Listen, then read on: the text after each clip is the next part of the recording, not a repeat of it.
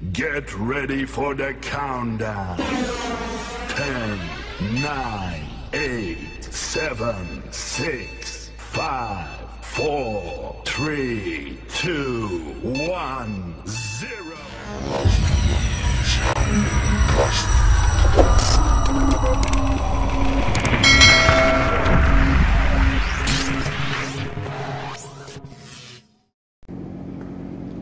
Bismillahirrahmanirrahim. Assalamualaikum warahmatullahi wabarakatuh. Yang terhormat perwakilan dari Kyoto University, Pak Fukumura, Mbak Dini, Prof. Hasibi, yang pada kesempatan ini sudah bisa hadir bersama-sama memberikan banyak informasi untuk anak-anak kami, untuk Bapak dan Ibu guru maupun orang tua terkait dengan apa dan bagaimana cara supaya bisa mengikuti perkuliahan di Kyoto University. Semoga apa yang selama ini sudah dilakukan, apa yang selama ini dilakukan secara bersama-sama akan membawa manfaat yang baik pada kedua belah pihak, utamanya dari kami, dan akan banyak dari peserta didik yang melanjutkan studi di Kyoto University. Terima kasih. Assalamualaikum warahmatullahi wabarakatuh. Good afternoon, everyone. Can you hear me? Yes. Okay. I can hear you. So I'm Shinji Hasebe, the professor and the program manager of Kyoto IAP, Kyoto University International Undergraduate Program. First of all, thank you very much for visiting this event. I'm delighted to welcome all of you. Okay, of course, the dominant purpose of this event to introduce our activity, Kyoto IAP, but in addition to the explanation of Kyoto IAP, we would like to show you some information of Kyoto City and also Kyoto University. Furthermore, today I invited one Indonesian IAP student. He will give you some information of real campus life at Kyoto. So please enjoy this event. Thank you again for coming us. Thank you. Oke, terima kasih semuanya. Kita semakin semangat mendengarkan informasi dari Kak Dini tentang Kyoto. Siap, Bu Catur. Oke, Sudah siap. hadir. Ya, silakan Bu Dini, nanti akan didampingi oleh Bu Titi. Kepada Bu Dini dan Bu Titi dipersilakan. Baik, terima kasih Bu Catur atas kesempatan yang diberikan. Selamat siang Bu Dini. Selamat siang. Assalamualaikum warahmatullahi wabarakatuh. Hadirin yang berbahagia, hari ini kita akan mengulas lebih dalam tentang studi di Jepang, khususnya di Kyoto University. Kenapa sih harus di Kyoto University? Apa keunggulan Kyoto University dibandingkan universitas-universitas yang lain? Apakah ada beasiswa yang tersedia di sana? Juga adakah tempat tinggal nanti yang bisa disediakan untuk anak-anak Indonesia yang belajar di sana? Nah, untuk menjawab rasa penasaran kita di siang hari ini, kita akan dengarkan paparan dari Bu Dini. Kepada Ibu Dini, dipersilakan. Terima kasih banyak Bu Titi. Sebelumnya Dini di sini adalah perwakilan resmi dari Universitas Negeri Kyoto, Jepang. Ingin mengucapkan terima kasih banyak kepada Ibu Catur, Ibu Rita, dan Ibu Bapak Guru SMA Negeri 8 Jakarta yang sudah memfasilitasi kegiatan ini. Perkenankan Dini di sini untuk men-share informasi tentang Universitas Negeri Kyoto, khususnya adalah nanti untuk international program, atau kita menyebutnya Kyoto International Undergraduate Program, Kyoto IUP, seperti itu. Nah, untuk webinar kali ini, Dini akan masuk ke beberapa topik seperti tentang kota Kyoto, di mana Universitas Negeri Kyoto ini akan berada, lalu informasi secara general tentang Universitas Negeri Kyoto, kemudian secara spesifik mengenai program beasiswa prestasi di Kyoto IUP atau International Undergraduate Program. Nah, untuk ibu bapak atau adik-adik semuanya mungkin pernah dengar ya kota Kyoto, di mana kota Kyoto ini sering sangat populer untuk daerah wisatanya. Kemudian kalau untuk adik-adik yang misalkan dari Jakarta ke International Airport di Tokyo, kurang lebih untuk menuju kota Kyoto ini dibutuhkan waktu sekitar 2,5 jam memakai bullet train. Tapi kalau misalkan datangnya dari International Airport di Osaka, kurang lebih sekitar 30 menit perjalanan. Nah, di kota Kyoto ini juga selain terkenal dengan daerah pariwisatanya seperti ada ini Kinkakuji atau Gold Pavilion, ada Kiyomizu-dera, di mana di setiap musim di Jepang memiliki pemandangan dengan keunikannya tersendiri. Jadi nanti adik-adik kuliah di Jepang juga tidak akan pernah merasakan bosan karena banyak sekali tempat wisata yang bisa dikunjungi. Kemudian di dalam kota Kyoto ini juga ada sekitar 2.000 temples and shrine, termasuk 12 peninggalan bersejarah yang sudah tercatat dalam UNESCO. Dan juga untuk Kyoto, kota Kyoto ini terkenal dengan kota budayanya, di mana antara teknologi yang tinggi dengan budaya kearifan lokal berintegrasi secara bagus di dalam kota ini. Nah, untuk budayanya di dalam kota ini, kalau teman-teman mau menemukan tentang budaya minum teh, ikebana, atau menghias bunga, atau yang lain-lain, bisa ditemukan dengan mudah di dalam kota ini. Atau kalau misalkan setiap musim, misalkan musim panas nih, teman-teman mau lihat festival kembang api, di dalam kota ini juga masih sering diadakan festival-festival tradisional tersebut. Selain itu, kota Kyoto juga terkenal sebagai kota inovatif, karena banyak sekali perusahaan-perusahaan tingkat internasional memiliki headquarter yang berada di dalam lokasi kota ini. Salah satu contohnya, mungkin teman-teman kenal ya yang namanya Super Mario Bros. Atau Pokemon Pikachu. Nah, itu adalah salah satu tokoh yang dibuat oleh perusahaan game terbesar di dunia adalah Nintendo yang memiliki headquarter-nya di dalam kota Kyoto. Nah, bagusnya lagi, selain Nintendo, ada perusahaan-perusahaan lainnya seperti Kyocera, Murata, ROHM, atau perusahaan-perusahaan yang lainnya di dalam kota ini. Nah, selain itu, untuk kota Kyoto ini juga terkenal sebagai kota pelajar di Jepang. Jadi teman-teman, jika mau memperluas networking dengan pelajar mancanegara, kota Kyoto tempat yang paling tepat. Selain itu, 10% dari penduduk kota Kyoto ini sebagian besar adalah mahasiswa atau pelajar, dan juga kota Kyoto ini adalah salah satu kota pelajar terbaik di dunia, peringkat ke-17. Nah, selain itu juga teman-teman, di dalam kota Kyoto ini teman-teman nggak perlu khawatir, keamanannya sangat bagus. Juga kalau misalkan teman-teman mau melakukan organisasi atau klub mahasiswa juga ada di dalam Universitas Negeri Kyoto. Dan juga untuk di dalam kota Kyoto ini teman-teman bisa selain ada pariwisatanya, selain juga akademiknya juga banyak universitas di dalam kota ini. Jadi teman-teman, kota Kyoto merupakan kota yang paling pas untuk tujuan lanjut studi kuliah nantinya. Nah, selanjutnya Dini akan memaparkan tentang informasi general mengenai Universitas Negeri Kyoto.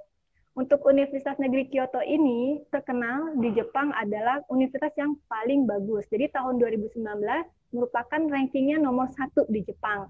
Nah, tahun 2020 ranking Universitas Negeri Kyoto bergeser oleh Universitas Negeri Tokyo. Jadi memang antara Universitas Negeri Tokyo, Universitas Negeri Kyoto ini selalu 1-2. Jadi untuk mahasiswa di Jepang sendiri, mahasiswa yang bisa berhasil masuk ke Universitas Negeri Kyoto sudah pasti terkenal mahasiswanya pintar-pintar. Oleh karena itu, pada kesempatan kali ini, Dini juga ingin membagikan informasi bahwa ada alumni dari SMA Negeri 8 Jakarta yang sudah menjadi mahasiswa internasional di Universitas Negeri Kyoto ini.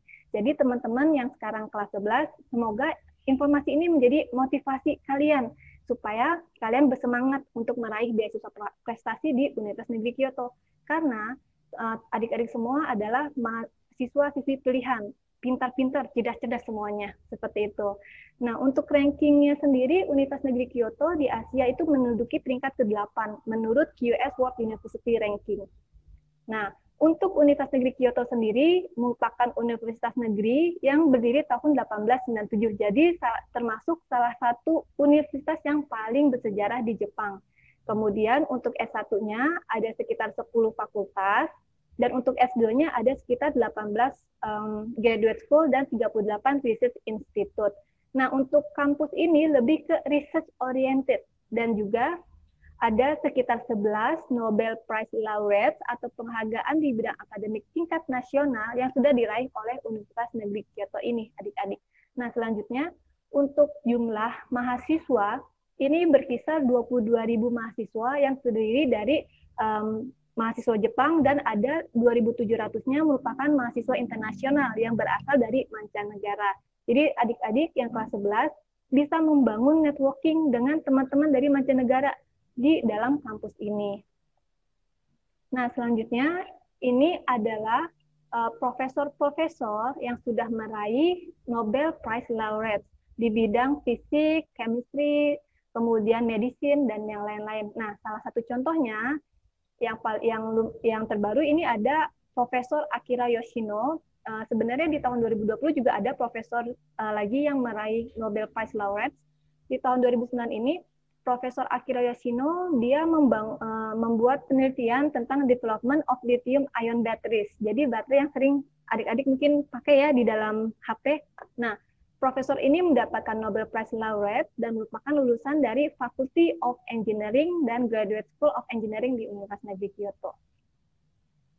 Kemudian yang lainnya adalah profesor-profesor yang meraih Fields Medal. Salah satunya adalah Profesor Heisuke Hironaka, Shigefumi Mori, dan Masaki Kashiwara. Jadi ini adalah penghargaan tingkat internasional khusus di bidang matematika. Seperti itu, teman-teman. Nah, kemudian untuk jumlah mahasiswa di Universitas Negeri Kyoto sendiri sekitar 22.500 orang mahasiswa. Ini terdiri dari S1, S2, dan S3. Dan kemudian untuk dari Asia sendiri, international student-nya ada sekitar 80% dari 2.700-an mahasiswa mancanegara.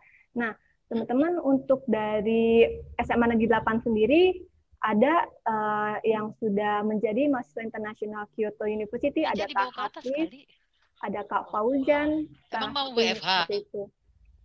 Nah, selanjutnya untuk jumlah faculty staff member ini sekitar ada 7.388 orang dengan rasio 6,5:1. Artinya adalah ketika para mahasiswa ingin memperoleh support atau dukungan dari faculty staff member akan memperoleh dengan mudah dan cepat karena jumlahnya juga lumayan banyak. Dan juga para profesor mengembangkan misi altruistic teaching and research supervision dan juga academic freedom kepada para mahasiswanya. Nah, di sini sudah dijelaskan gambaran secara umum tentang Universitas Negeri Kyoto. Sekarang, Dini akan masuk secara lebih spesifik tentang International Undergraduate Program atau kita sebutnya Kyoto IUP. Jadi adik-adik kelas 11 di sini nggak perlu khawatir kalau misalkan belum punya kemampuan bahasa Jepang. Jadi untuk waktu melamar program S1 ini diperlukan adalah kemampuan bahasa Inggrisnya. Tapi sebelumnya Dini mau share dulu nih adik-adik semua. Untuk kuliah di Jepang sendiri sebenarnya ada 2 jalur. Yang pertama adalah jalur reguler, di mana para calon mahasiswa dengan kuliahnya kelasnya bahasa pengantar bahasa Jepang biasanya diperlukan kemampuan bahasa Jepang setingkat N2 atau N1. Jadi kalau dalam bahasa Jepang itu ada N5 paling dasar, N1 paling tinggi. Itu adalah jalur reguler. Tapi universitas-universitas di Jepang juga membuka jalur internasional, di mana para calon mahasiswa tidak diperlukan kemampuan bahasa Jepang. Dan juga perkuliahannya sendiri ada kelas yang memakai bahasa pengantarnya bahasa Inggris. Jadi untuk yang jalur internasional, calon mahasiswa tidak diperlukan kemampuan bahasa Jepang, jadi memang yang dicek nanti adalah kemampuan bahasa Inggrisnya. Seperti itu. Nah, yang sekarang yang Dini ingin jelaskan adalah untuk jalur internasional program. Nah, keunikannya dari Kyoto University IUP ini, atau International Undergraduate Program, yaitu yang pertama, untuk program belajarnya, S1 itu biasanya kan 4 tahun ya adik-adik, kalau yang ini 4,5 atau 4 tahun 6 bulan, di mana untuk 6 bulan pertama adalah preparatory course atau foundation class, dan juga baru kita masuk ke program S1 selama 4 tahun. Kemudian, sewaktu adik-adik kelas 11 nanti di kelas 12 semester 1 mendaftar, tidak diperlukan kemampuan bahasa Jepang. Jadi sekarang kita fokus ke bahasa Inggrisnya, diperbagus gitu. Kemudian untuk pilihan fakultas yang nanti bisa dipilih itu ada banyak variasi, ada banyak pilihan. Jadi nggak cuma satu atau dua, jadi tidak dibatasi. Kemudian juga sewaktu mendaftar bisa dilakukan secara online, jadi tidak perlu datang ke Jepang. Dan Kyoto IUP menyediakan scholarship dan financial aid support. Jadi memang untuk program ini khusus untuk beasiswa prestasi, di mana di sini tidak ada seperti self-funded seperti itu. Jadi memang khusus beasiswa prestasi. Nah, seperti ini untuk keunikan-keunikannya.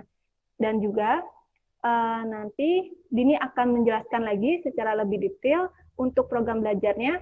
6 bulan pertama ini akan ada preparatory course, di mana yang dipelajari adalah bahasa Jepang, kemudian juga ada foundation subject. Jadi foundation subject ini sesuai dengan fakultas yang dipilih adik-adik nanti. Misalnya kalau kalian pilih ekonomi, berarti foundation subject-nya di bidang ekonomi. Kelasnya, perkuliahannya sendiri masih memakai bahasa Inggris, seperti itu. Kemudian kita akan masuk ke program S1. Jadi untuk preparatory course ini kita mulai dari Oktober sampai Maret akhir. Lalu di bulan April kita masuk ke program S1. Untuk S1-nya sendiri kita selama 4 tahun.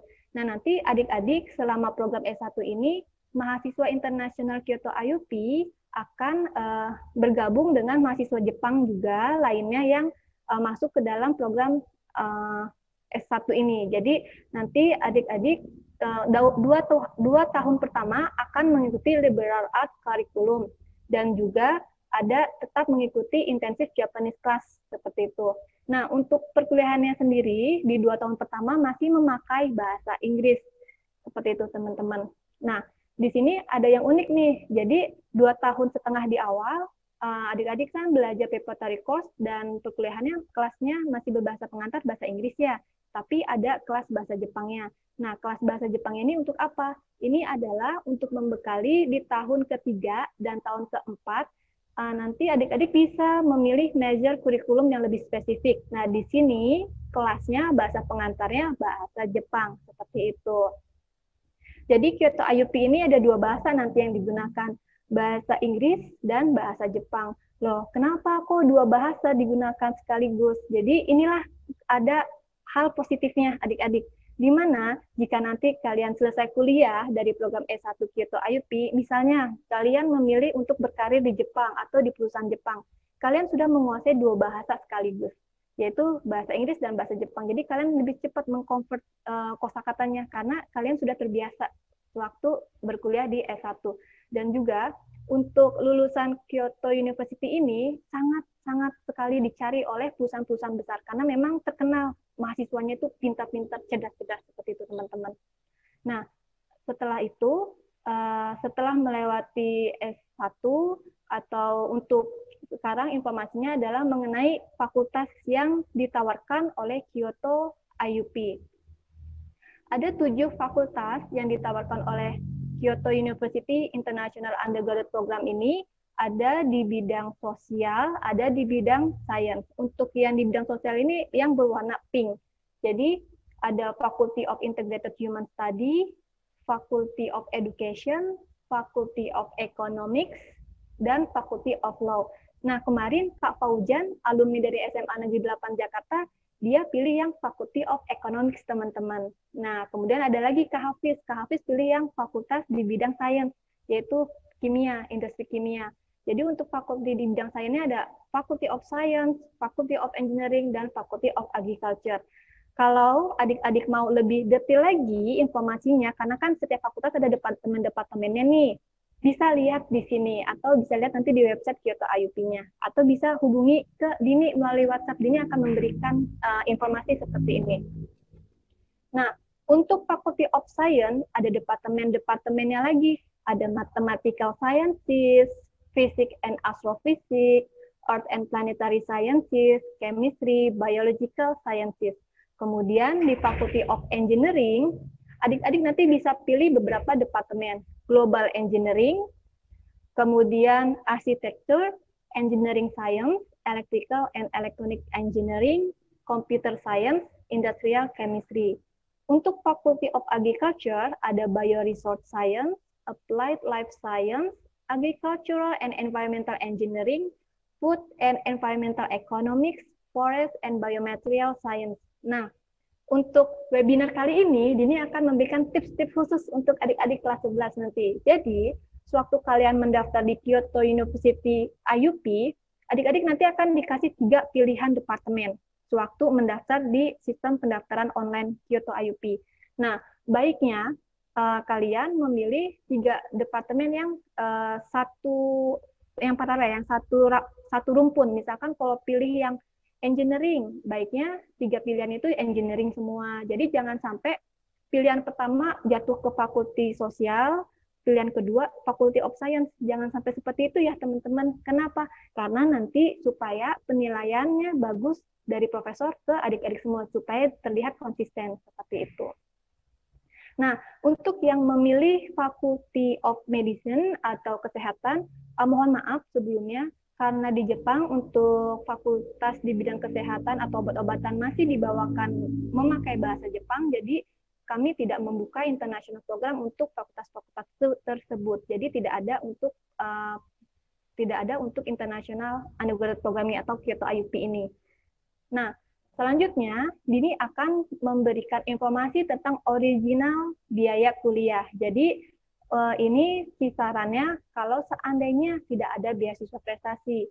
Jadi pada dasarnya untuk biaya kuliah Universitas Negeri di Jepang itu annual tuition-nya itu sekitar 535.800 yen. Kurang lebihnya seperti itu, di Jepang ini rata-rata hampir sama. Nah, Dini akan jelaskan dari awal ya adik-adik. Untuk biaya application ini ada 9.800 yen, sekitar 1,2 juta rupiah. Nah, untuk biaya seleksi dokumen ini tidak ada non-refundable, kemudian memang harus dibayarkan pada saat mendaftar. Nah, selanjutnya ketika sudah diterima menjadi mahasiswa internasional Kyoto IUP, ada admission dan tuition for 6 months. Ini untuk preparatory course. Original biayanya sekitar 28.200, itu sekitar 30 juta rupiah, dan biaya untuk 6 bulan atau preparatory ini 296.000 yen.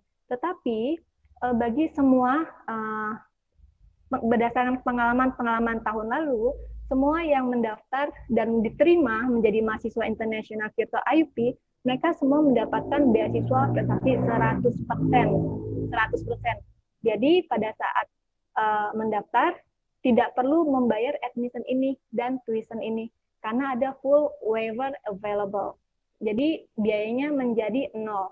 Kemudian setelah melewati preparatory course atau foundation class selama 6 bulan, mahasiswa akan masuk ke undergraduate course seperti ini, yaitu program S1, di mana ada biaya untuk qualifying test. Ini sekitar 2,5 juta rupiah atau 17.000 yen. Nah, ini memang dibayarkan ke kampus Universitas Negeri Kyoto. Selanjutnya, untuk admission dan annual tuition, untuk admission-nya 282.000 yen, ini sekitar 30 sekian rupiah, dan untuk annual tuition-nya sekitar 70 juta rupiah, kalau kita convert ke rupiah. Nah, sekali lagi, karena berdasarkan pengalaman tahun lalu, semua mahasiswa yang masuk ke Kyoto IUP termasuk dari alumni SMA Negeri 8, Kak Faujan dan Kak Hafiz, meraih 100% beasiswa prestasi, jadi admission dan annual tuition ini tidak perlu dibayarkan, menjadi 0.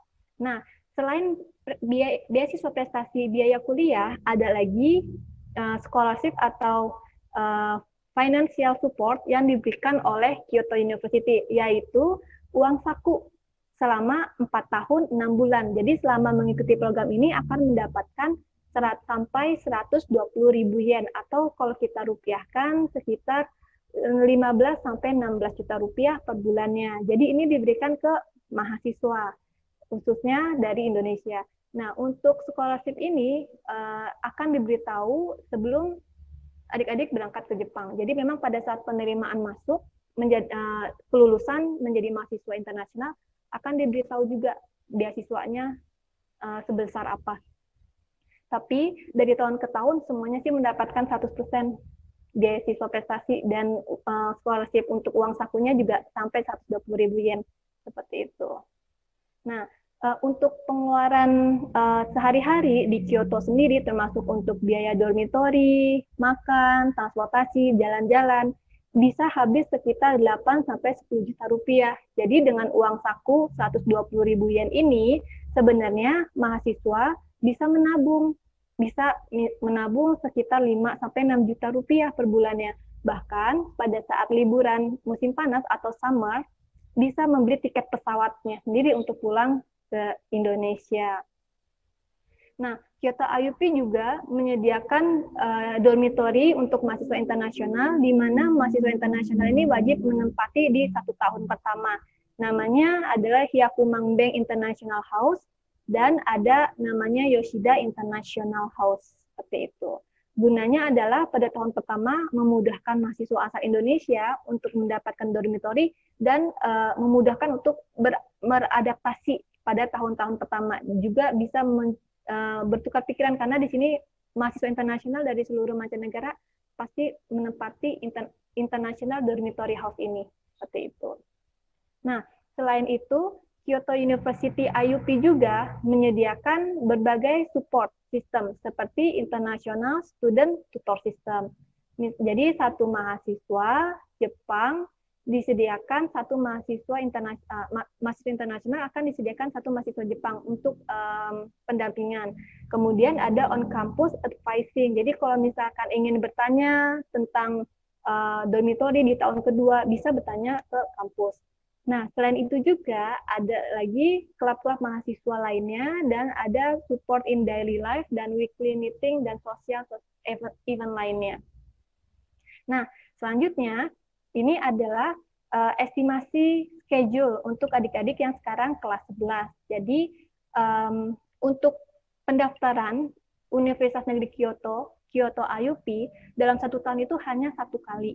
Jadi intake-nya hanya 1 kali. Jadi ibu bapak dan adik-adik baiknya mempersiapkan jauh-jauh hari dari akhir tahun ini. Jadi kita pada saat dibuka pendaftaran Kyoto IUP, kita hanya tinggal melengkapi yang kekurangannya saja, seperti itu.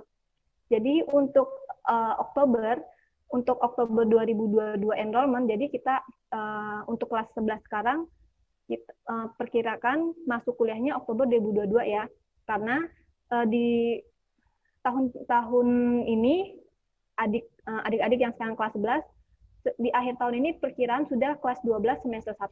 Jadi di situ adalah saat yang tepat untuk mendaftar Kyoto IUP. Nah, untuk aplikasi ini biasanya 1 bulan antara November atau Desember, seperti itu. Selanjutnya di tahun 2022 di bulan Maret ini adalah jadwal untuk mendapatkan online wawancara. Jadi di tengah-tengah sini antara akhir tahun 2021 dan bulan Maret ada yang namanya pengumuman lolos seleksi dokumen. Seperti itu. Jadi hanya shortlist kandidat yang bisa masuk ke tahap wawancara, yaitu kisaran di bulan Februari pengumumannya, melalui email atau melalui sistem pendaftaran online Kyoto IUP. Nah, untuk pengumumannya sendiri, yaitu ada di bulan April. Pengumuman final tentang kelulusan menjadi mahasiswa internasional dan termasuk beasiswanya. Lalu kita akan berangkat ke Jepang bulan September 2022. Nanti Oktober 1, 2022 kita akan mulai program preparatory course-nya. Seperti itu. Namun, untuk webinar saat ini, Dini baru bisa menjelaskan dokumen-dokumen yang diperlukan dalam pendaftaran masih berdasarkan guideline required dokumen tahun lalu, teman-teman. Karena memang yang untuk 2022 enrollment dari Kyoto University-nya ini belum keluar, tapi Dini akan memberikan informasi bagus karena adik-adik bisa update informasinya melalui website ini, seperti itu. Nah, berdasarkan required dokumen yang dibutuhkan tahun lalu, yang diperlukan adalah seperti nilai raport yang sudah ditranslate ke dalam bahasa Inggris oleh penerjemah tersumpah atau oleh sekolah. Jadi translatean bahasa Inggris itu bisa pakai STEM notaris atau bisa dilegalisir dari sekolah.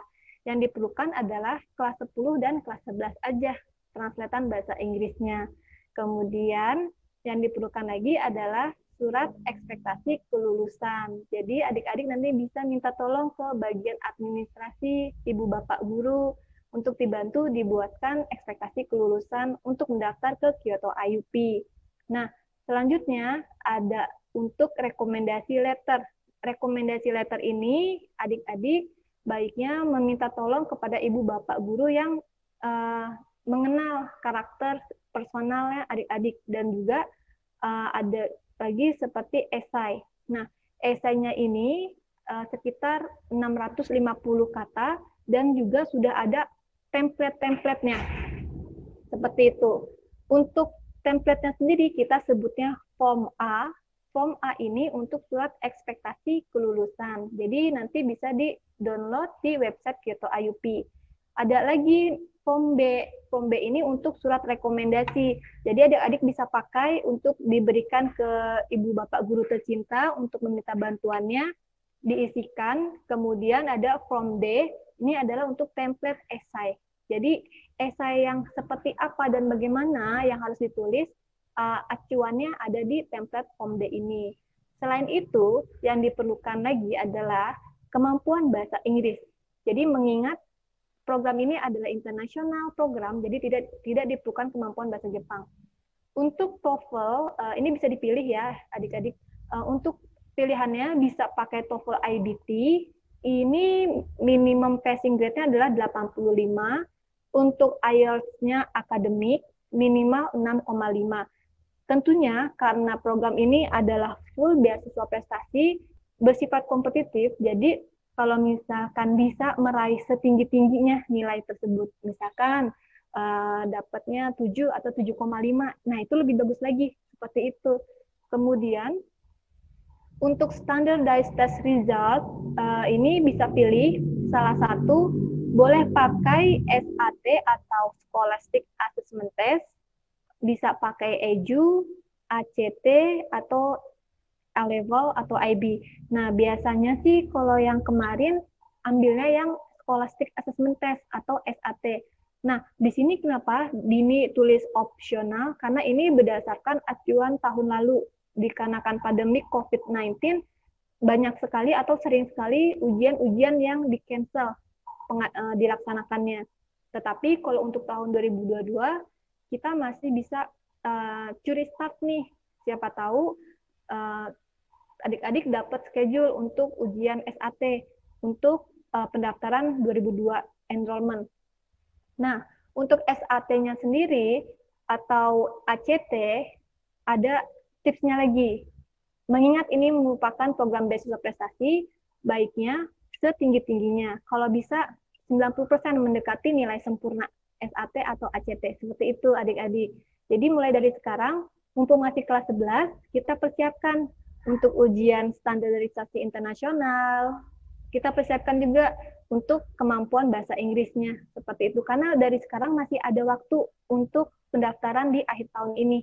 Supaya kita nggak terburu-buru. Nah, yang penting lagi adalah esai. Jangan lupa ya, karena esai ini adalah salah satu faktor penting dalam penilaian. Di sini para profesor akan melihat bagaimana karakter adik-adik, apa sih future goal atau rancangan masa depan yang adik-adik akan pikirkan, akan lakukan nantinya ketika menjadi mahasiswa internasional Kyoto IUP. Seperti itu. Nah, ini dia website untuk Kyoto IUP. Nanti Dini akan share screen lagi kepada ibu bapak guru tercinta dan adik-adik kelas 11 semuanya alamat websitenya. Jadi untuk presentasinya sudah sepertinya sudah selesai semua. Dini share ke ibu bapak guru tercinta dan adik-adik. Jangan lupa ini adalah nomor WhatsApp Dini dan nomor kantor. Menariknya adik-adik kelas 11 semua. Ini adalah Kak Fauzan Abdul yang sekarang sudah menjadi mahasiswa internasional Kyoto IUP. Saya baru kemarin ini nih membuat Instagram Live dengan Kak Fauzan. Jadi adik-adik yang mau menonton tentang IG Live-nya bisa follow PG kami di JEI garis bawah scholarship. Jadi aku itu nanya ke Kak Fauzian, sewaktu mendapatkan beasiswa berangkat ke Jepang, gimana langkah-langkahnya?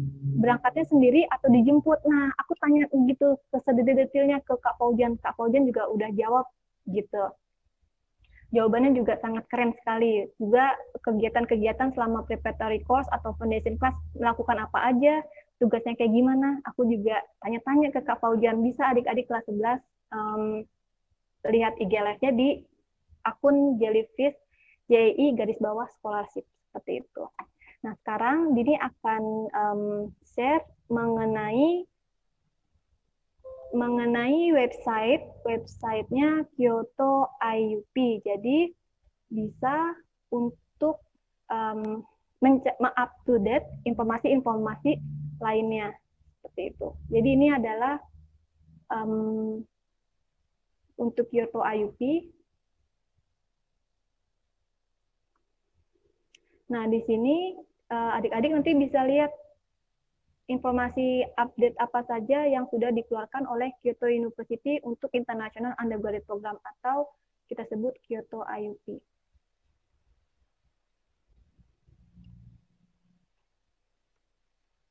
Ini ya, www.iup.kyoto-u.ac.jp. Ini dia.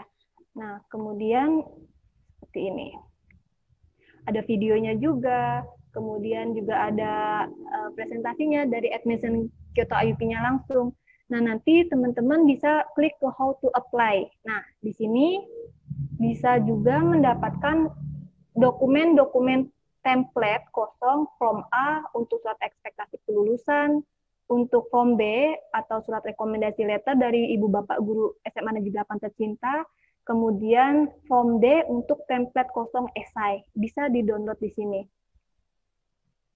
Nah, ini juga ada update informasi terbaru yang 2021 enrollment kemarin, seperti standardized test, dan yang lain-lain. Nah, ini dia ya, bisa di-download form A, B, dan D-nya.